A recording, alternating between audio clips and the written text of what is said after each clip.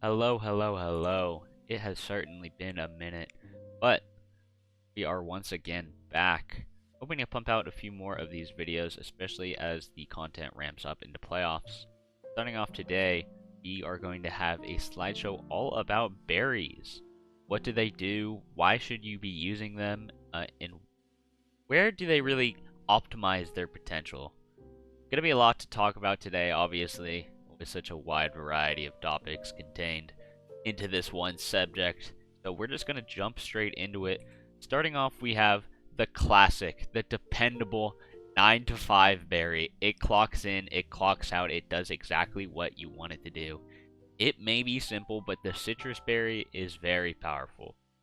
Now, this berry heals 25% of your max HP upon falling below 50%. Now, this is very powerful because it is best at turning these 2-hit KOs into 3-hit KOs. The benchmark for 2-hit KOing a Pokemon, 50%, obviously. Duh, you probably know that. But when you get that extra 25% on top of that, it goes from 50% to 62.5%. This is great for living one specific hit, switching in to counter one specific Pokemon, and then being able to live that hit. Best on frailer switch-ins, and it's also able to enable your setup sweepers to get the few free turns they need. If you look at this Zarude set, for example, it only really needs a Swords Dance turn and a Trailblaze turn to start threatening game. So, if it gets that extra turn enabled by the Sitrus Berry, right, it turns a 2-hit KO or something, or into a 3-hit KO. Now suddenly, it has that free turn, it's able to get that one more setup turn it needs, and now it's much more threatening. One reason I don't think this item gets used as much as it probably should is because it's very easy to just slap leftovers onto a one.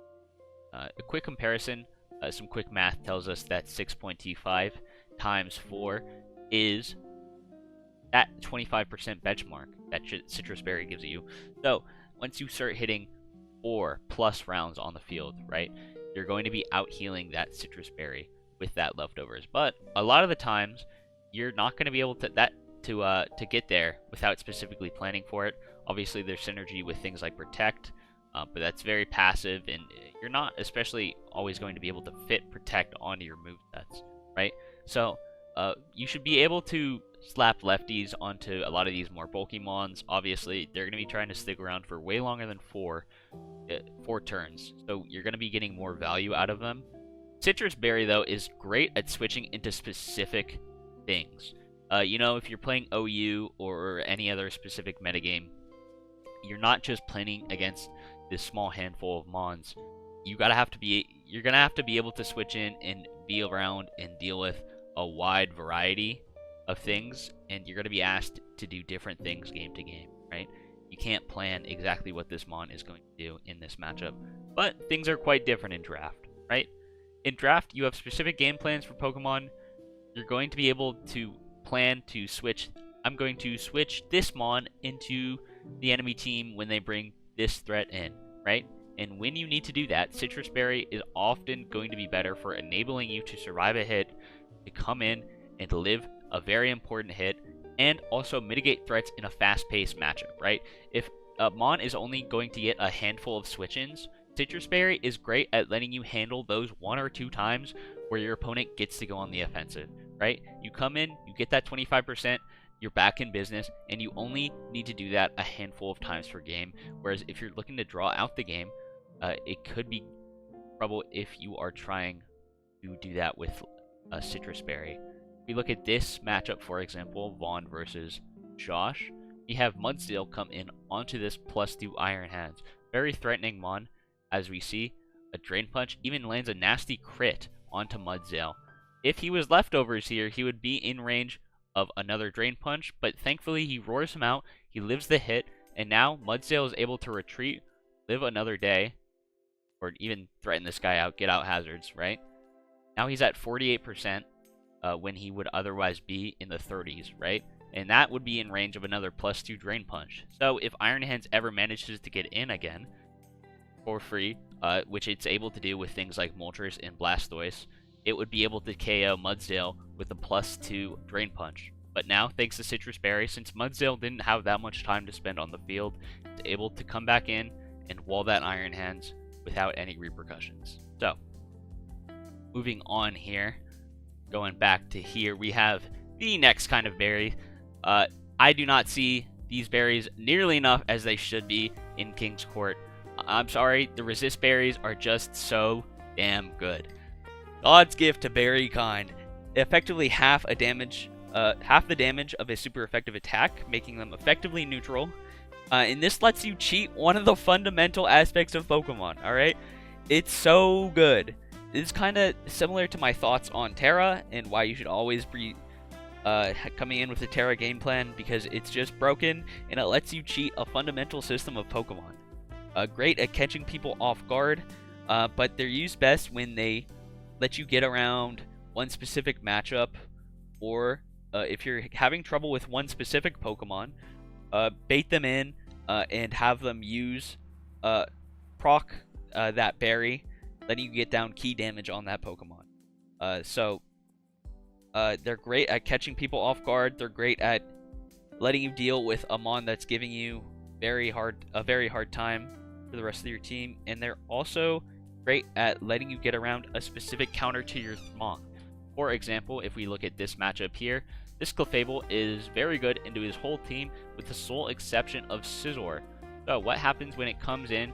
It gets a Calm Mind down, and now it's threatening the whole team except for, of course, Scizor, who comes in, sends out that Pull-Up Punch, but the Baviri Berry here lets it live that with ease. Flamethrower OHKOs it easily, and now this Clefable is very threatening. It lets it beat Mons that it otherwise shouldn't have no business beating, right? There is no world where this Clefable should be beating this Scizor otherwise, but thanks to these resist berries, it lets it cheat the type matchup. It lets it do things it has no right to do, and frankly, I mean, it's just so good. You should be using these a lot and using them often. Even when your opponent knows that they're coming, they still hold power by forcing them to play around them. So, very good, very underrated, especially in King's Court. These are just some funny calcs, alright? To let you know that, yeah, these things are very good. This top one in particular is a Terra Ogerpon, doing a max of 67 to a Rhyperior. So, you know, just something to think about, man. Just something to think about. Next up, we have the Custap Berry. This puts the user first in their priority bracket when they are under 25%. So it does not outpace things like priority, so things like Sucker Punch, Quick Attack. But this berry is great at forcing value out of your Pokemon. Again, the best berry at catching your opponents off guard. But also high synergy with Endure, although that does make it easier to see coming, right? Obviously, like, oh, my opponent is Enduring. I wonder what's going to happen next turn. But it's great at forcing value. Slower Mons with Bulk love using this because they're often tanking hits. And then, you know, they tank a few hits, they're at 20% or something, and they're not really going to get any value otherwise, besides being a sack. But a Custap Berry allows you to come in, get more value out of that Mon than you otherwise should be able to, especially with high damage moves or hazards that you would otherwise have no business being able to get up. And it's just a great blanket item to have on a lot of Mons when you don't otherwise have a better option. Say you don't really like boots in this matchup, you don't really need leftovers or other recovery like Sitrus Berry, and you don't need the damage from something like Choice Band. It is great to just be able to slap on some of these bulkier Mons and just let them go to town, let them get more value than they otherwise should be getting, and just catch your opponent off guard. Next up, we have the Kee Berry and the Maranga Berry. These berries hold the user's defense or special defense when they're hit by that respective type of move, right? So Kee Berry raises defense when hit by a physical move, and vice versa. So these are great with setup sweepers. In particular, you'll see Kee Berry a lot on Calm Mind sets, right? You boost up your special defense, and also the Kee Berry boosts up your physical defense. So it's a lot of synergy there to make a very threatening sweeper, and just great in particular on any Mon that really wants to come in, set up, and go for game, especially if they're healing with something like Moonlight or Draining Kiss, stuff like that.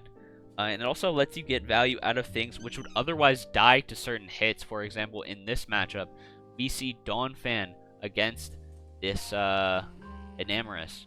He goes for an Ice Spinner. It comes in, does 36, procs the Key Berry, and now, even though it gets crit through the defense, Raining Kiss allows it to heal up, and it would otherwise be in range of another Ice Spinner here, but it comes out, doesn't do nearly enough thanks to that defense boost, and now this Enamorus has beaten this Donphan, which it otherwise would very much struggle into, thanks to that Key Berry.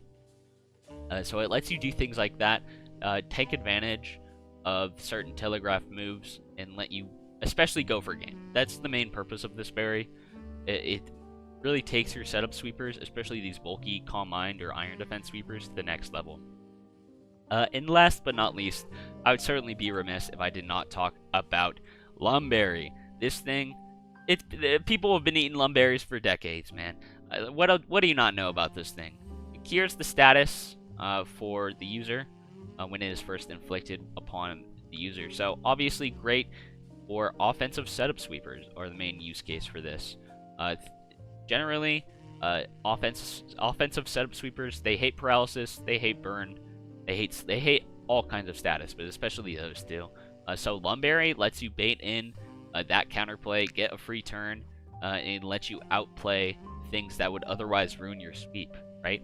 There's also a shout out to Chesto Berry. Things like Chesto Berry allow you to do the same thing, but for specific statuses only. Most often seen with rest and self-inflicted sleep, waking you up and letting you heal up to full. So that was just a bit of an overview onto berries. In conclusion, you should probably be using these things more. They let you do really creative things. They let you beat a lot of things that you would otherwise have a lot of problems into, and that's one of the main themes in this video. Berries really allow you to open up a lot of doors to counterplay.